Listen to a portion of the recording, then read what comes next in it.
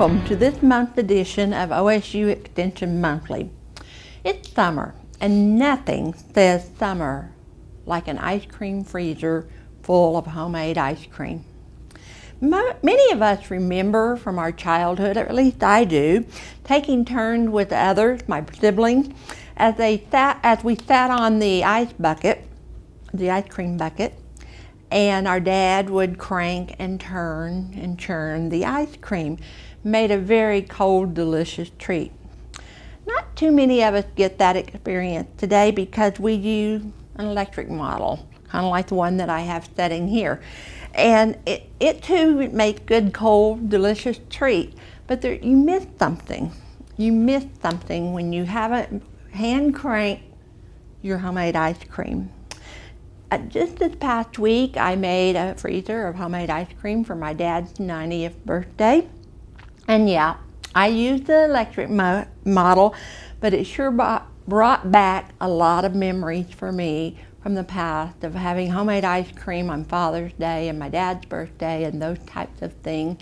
So whenever I mentioned to him that I planned to make some homemade ice cream, you could just see the glow that came on his face of excitement that he would have some homemade ice cream. So I got into the kitchen and I got everything ready. There's certain things that you need to make ice cream. One of those is milk. Milk is probably the most important ingredient in the process of making ice cream. You also have to have eggs, and we're going to talk a little bit more about eggs later in the program here. You need some cream. Typically, if you use whole milk and cream, you're going to have the creamiest ice cream. If you use 1% or 2% milk and you use half and half, you're not going to have as creamy of a texture of your ice cream. And of course, then you've got to have some sugar. And if you're making vanilla ice cream, you definitely have to have the vanilla extract. So I would always recommend that you use pure vanilla extract, not the imitation, to get that really good vanilla flavor that you want to get whenever you make ice cream. So what I did that day was I beat some farm fresh eggs. There's nothing better than farm fresh eggs to use when making ice cream. I stirred in my milk, I stirred in my vanilla, and I made some delicious homemade ice cream. Of course, nowadays we don't recommend that you use raw eggs in an ice cream recipe when you're making your homemade ice cream. We recommend that you make a custard from the ingredients. And what I mean by that is that you have to get at the stove and you beat your eggs while you're slowly adding sugar.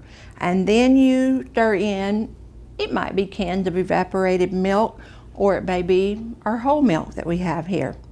If you were lucky back in the olden days, Mom might have even added some fruit like frozen strawberries to your ice cream. One of my favorite memories of homemade ice cream is with my grandmother, who always had fresh strawberries that she'd chopped up and frozen in her freezer. There was nothing better than a bowl of homemade ice cream with those frozen sugared strawberries on top. I wish I could have some right now for sure. But anyway, some other things you might add to ice cream was like peaches and blueberries. It does take longer to get that creamy treat when you prepare a custard base that I was just talking about with the eggs and the sugar and then stirring in the milk. And you're cooking that. So it actually is like a custard. If you don't want to use a cooked custard type version, there's an alternative to, say, raw egg dishes. And that one is to use pasteurized eggs. In our supermarkets and stores and things, you can find eggs that are in a carton like this. They are natural eggs, but they have been pasteurized. Basically what that means is they've been heated. Okay? And so if you don't want to use that particular type of product, which is usually found in the dairy section, sometimes in the produce section, and sometimes in the frozen section of the store, you need to make sure that what you pick up is a carton that is whole eggs and not just egg whites, because you cannot make good quality ice cream with just egg white. You got to have that fat from those yolks to make it creamy and delicious. Okay, besides the egg issue, there's a concern about making ice cream that is lower in fat. You know, we're all concerned about our weight these days, and we try to eat low fat this and low fat that. When it comes to ice cream, you really shouldn't. Really shouldn't. If you're making homemade, try to make it low fat.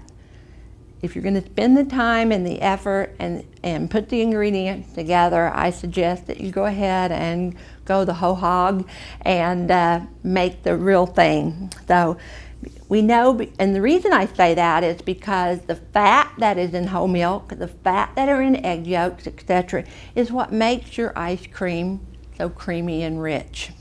And you can probably make ice cream with 2% milk, if that's what you had, or you could substitute maybe some 2% milk for like half and half, or whipping cream that you might be going to use. However, I want you to understand that if you use 1% or skim milk, you're not really getting ice cream. You're getting ice milk. And there will be a lot of crystals that will develop in that if you use 1% or skim milk. You got to have that fat. Without it, you don't have ice cream. You'll have ice milk. And you know what? Some people are okay with ice milk. They like it. And that's fine if that's what you want and what you like. But if you're really going to make a freezer of homemade ice cream that's going to be really creamy and delicious, you must use whole milk. You must use whipping cream, those things that have that fat content. Homemade ice cream is one of those what we call sometime food. You know, there's foods out there that we should eat always. Some foods I'm not going to say we should never eat some foods, but for some of us, like I have food allergies, there's foods I should never eat. Okay? And then ice cream fits in the middle of that. It's a sometime food. So ice cream is not something that we should have as a steady part of our diet. It should be a treat. And if you're going to make homemade ice cream, this is not the time to worry about calories, because they're going to be in there. But if you try to monkey with the calorie content by limiting the fat ingredients that are in your product, you'll be less than satisfied with the ice cream that you make. Sugar is also an important ingredient in your ice cream. Sugar increases the freezing temperature of your mixture so that it can freeze. And we always freeze, of course, with ice and with rock salt. Good luck finding rock salt these days. I was unable to find any for the show today, and I think that's really strange because I do use rock salt for many other things besides just making ice cream. It really helps the ice cream to freeze when it has the right proportion of ice and rock salt. Depending on where you look, you may see that you need to have 6 parts of ice to 1 part of rock salt. Some other recipes may say, or instructions may say, 4 parts to 1. So it's important that you read the instructions for your manual so that you know what you need to do and what proportion is going to work best. You know, the ingredients that are in homemade ice cream and cooking do more than just provide the flavor, as I've been saying. We know that cooking is a science. There's nothing wrong with making ice cream rich, creamy, and smooth using sugar, pasteurized milk with plenty of fat, and the pasteurized raw eggs. Or you could also use a cooked recipe where we made the custard, or an eggless recipe, and there's plenty of those out there also. But there is something that you can do if you have raw eggs and you don't want to invest and purchase a carton of eggs that have been pasteurized. You can pasteurize your own eggs at home. What that involves is a heating step that you have to do that will kill the salmonella bacteria that is present or could be present in the eggs. To pasteurize the egg in a recipe, you can combine a couple of tablespoons of the liquid that's in the recipe, which in most cases would be the milk, and you cook that mixture over low heat. So you've got your liquid and your beaten eggs and low heat, stirring constantly. It is never, you can never leave that mixture on the stove and walk away. You need to stay right there with it. And then you mix and stir and heat until the spoon is coated, thick enough to coat a spoon. Be careful though that you don't get that mixture too hot, because if you do, you can curdle the eggs and the milk, and then it's not useful for your purposes of making ice cream. If you're cooking it and it looks like it might curdle, you can certainly remove it from the heat and stir it real vigorously, and then return it to the heat and continue to cooking. So if you've got a favorite recipe from the past that used raw egg, you can certainly go ahead and use that recipe. What you need to do though is to make sure that you pasteurize your eggs. Now I know that many of you who are viewing this show today is going to say, I've always made homemade ice cream with raw eggs and nothing has happened. I've never gotten sick. Well, you know what? That's true. But why would we want to tempt faith? Sometimes it's that first time or that only time that it happens. And salmonella poisoning is not one of those poisonings that is pleasant to deal with if you get it. Okay. So really we suggest that you choose a recipe that doesn't use raw eggs, or make sure that you substitute those raw eggs with some that have been pasteurized. I'm going to show you a recipe that is for homemade ice cream that I really like, and this one does follow current research-based information or recommendations to be safe. So what is in this recipe will be 4 eggs, 2.5 cups of sugar, 7 cups of whole milk, 3 cups of whipping cream, 2.5 tablespoons of vanilla, and then the recipe calls for 1/2 teaspoon of salt. While the salt has a purpose in ice cream, if you're watching your salt intake and this is an area where you would like to eliminate that salt, you certainly could get away with that. You're going to beat those eggs until they're light. Then you're going to add sugar gradually, beating until they're very, very thick. You're going to add 3 cups of milk to the egg mixture, and you're going to heat it until it thickens. Remember, this is my favorite homemade vanilla ice cream recipe. Then after you've done that, you'll add the remaining ingredients and mix them up well and pour them into, this recipe will fit into a 5-quart freezer can. So it's important to know what size your freezer can is whenever you look at a recipe, so you don't want to make too much or not enough. If you're using an electrical freezer, you want to follow the manufacturer's directions. They'll always tell you how much you can put in there. Most cans have a fill line, and that's where you should fill it up to, because then that allows for the expansion of the ice cream as it freezes. Once you put your ice cream in your can, you put the dasher in there. You gotta have a dasher or you won't make ice cream. And so the dasher is what moves the product around so that they will freeze. Again, you add your ice, your rock salt, and you're good to go. Here's another recipe for you to consider that is eggless. This one is called a 3-ingredient orange sherbet. Right? 3 ingredients.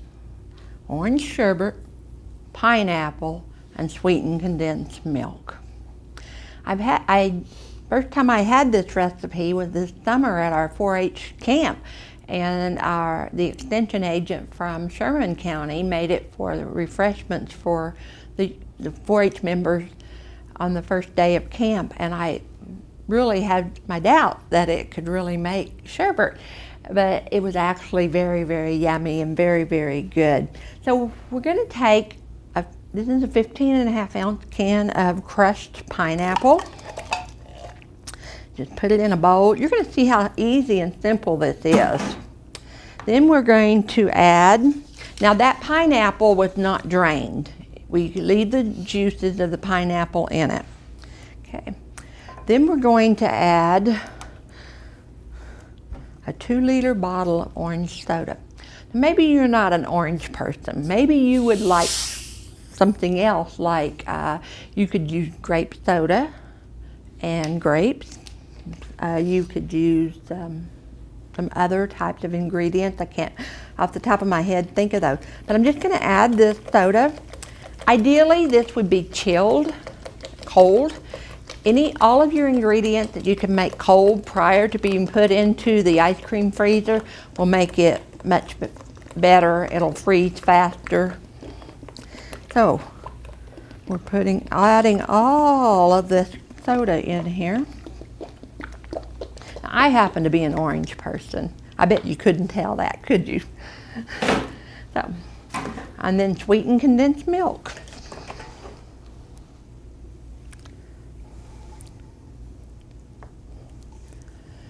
That's all. It takes 3 ingredients. Pretty simple, don't you think? And it's so yummy.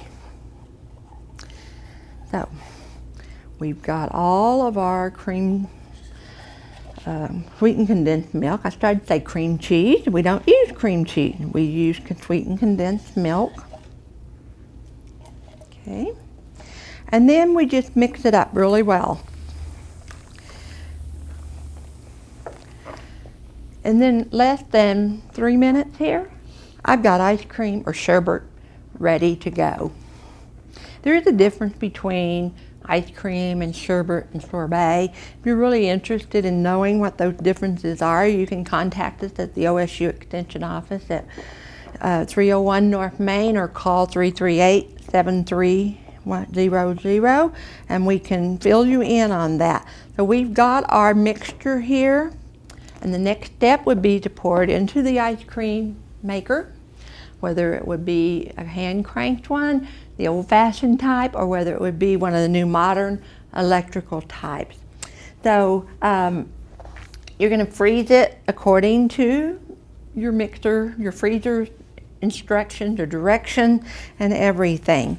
If you have an electric freezer or a hand crank one, you're definitely going to need to pack it with ice and rock salt.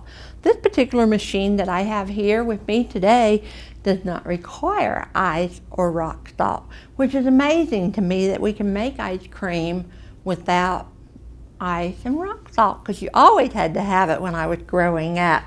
You can substitute frozen blackberries for the crushed pineapple, and then add a grape soft drink and make a variety that way. You can put frozen peaches for the pineapple and a peach soft drink, or you could do strawberries. And I think I'd like to try the strawberries next. So I've had the orange sherbet before, and I'm making this for today. And then I think the next time I'd like to try the strawberries with the strawberry pop. Of course, you want those to be frozen strawberries. Okay. Some other things that I would like to talk about, that was a 3-ingredient recipe. There is such a thing as a 1-ingredient ice cream. I wonder if you could guess what that 1 ingredient might be that you could make ice cream with. Well, if you guessed bananas, you would be right. You know, bananas can make some pretty fabulous ice cream. And that's all you need is 1 banana. Let me see here. The recipe for that says 1 large ripe banana. Now, ripe banana is one that's going to have some brown spots on it, okay? But you don't want it overly ripe. You want it just ripe. And you will cut them into slices and freeze them, preferably overnight, but you could get by with 2 hours probably. You will put them in a food processor and process it. When you first start doing it, the bananas are going to be kind of crumbly looking. It's not very appetizing, but you keep beating it, keep using the food processor with it, and the next thing you know, you are going to have some really creamy, delicious banana flavored ice cream. Just like with our 3 ingredients, you could substitute other things. You could also do that as well. Everybody has their own favorite ice cream recipe. I don't know what yours are, but I think you cannot beat vanilla. Vanilla ice cream with toppings on it is probably the best invention they've ever made in my mind. You can make ice cream and put toppings on them, such as fudge topping or caramel topping. And my favorite is to have cherries on it with some whipped cream. If you're lucky enough, you will make your homemade ice cream. It'll turn out just right, and everybody will enjoy it. I know that my grandchildren like it whenever I serve ice cream in these little ice cream bowls. So we put a little ice cream on there, put some of this hard shell coating you can purchase, and they think Grandma has done the best she could ever do. There's a debate over which ice cream flavor is the best, and everybody, has their favorite. When we talk about the manufactured ice cream that you can purchase, it has some other things added to it that a homemade ice cream won't have. And so your homemade ice cream is going to last in your freezer probably a couple of weeks. Whereas you can buy ice cream that's been commercially made and it will last even longer, up to 6 weeks in your freezer of your refrigerator. So homemade ice cream is one of those things that you need to plan on eating right away, or certainly within 2 weeks of making the ice cream. Another important component of making the ice cream is that you let it harden or pack it and let it sit for about an hour after you've frozen it. That helps it set up so that you can dip it better, and that is if you can wait that long. The other day when we made the ice cream, we didn't wait that long. We had the birthday cake already ready, and we were ready for the ice cream whenever it got made. As I said, I used an electric freezer, and we didn't have the instruction because my brother had bought it at a garage sale, so we had to guess and figure out what would work. It actually took about an hour for that particular freezer to make the ice cream, which was longer than I wanted it to. I wanted it to be done, about 30 minutes or so. I have an electric freezer at home, and mine, I can make ice cream in about 20 to 30 minutes. So it's really important that whenever you buy an electric ice cream maker freezer, that you understand how much time that particular unit is going to take to make you the ice cream. Again, ice cream is one of those things that has lots of milk in it, and we all know that it's important for us to have milk. Now, when you make ice cream in an electrical freezer like this one here, you can add things to it when the ice cream starts to thicken and incorporate chocolate chips, fruit, nuts, any of those types of things that you might want in your ice cream at that time. The ice cream that we made the other day, and the way the freezer it was made in, we'd just have to add it at the end or add it at the beginning. So we added, can you guess? We had some chopped fresh strawberries with sugar on it that had been frozen. I like them to be frozen, and put those on top of our vanilla ice cream, and it was so yummy. I want to tell you to enjoy the rest of your summer by making memories, by making some homemade ice cream. It really is worth the effort. One of the things that you can do with ice cream is make what we call an ice cream cake. We're not going to actually demonstrate that today, but you know, that too can be worth its while. But let me caution you, you can probably buy an ice cream cake cheaper than you can make one. Homemade ice cream is probably not going to work in an ice cream cake. It needs the stabilizers of a commercially prepared ice cream. But if you got time this summer and you want to experiment with a cool treat, think about making an ice cream cake. As we look into what's in the future here at the Texas County OSU Extension Office, I'd like to announce that we have hired a new 3/4 time 4-H educator. Her name is Ashley Gutierrez, and she has been in the office for the last 2 weeks, and she's getting herself established, and we are looking for an exciting time having some new staff people in the Extension office. We also have the potential of hiring an ag educator in the near future, and so I'm very, very excited about that, because as the director of the Oklahoma Cooperative Extension Service here in Texas County, this will be the first time that we have been fully staffed in the Extension office since the late 1980s. So very, very excited about that, and we want to say thank you to our county commissioners and you all for making the funding possible for us to get ourselves back up to the level that we once were, so that we can provide the services that we can provide to you. A lot of people ask, what is the Extension Service? Well, we're an extension of the university. We're part of the OSU, Oklahoma State University system, and as that, we work out in the fields, so to speak. So in each county, we have extension educators who are there to help residents in the county to improve the quality of their lives. And one of the reasons we talked about food safety today and making our ice cream, because we want an improved quality of life, but that you don't get salmonella bacteria poisoning. So until next month, stay cool, enjoy those treats, and make lots of memories.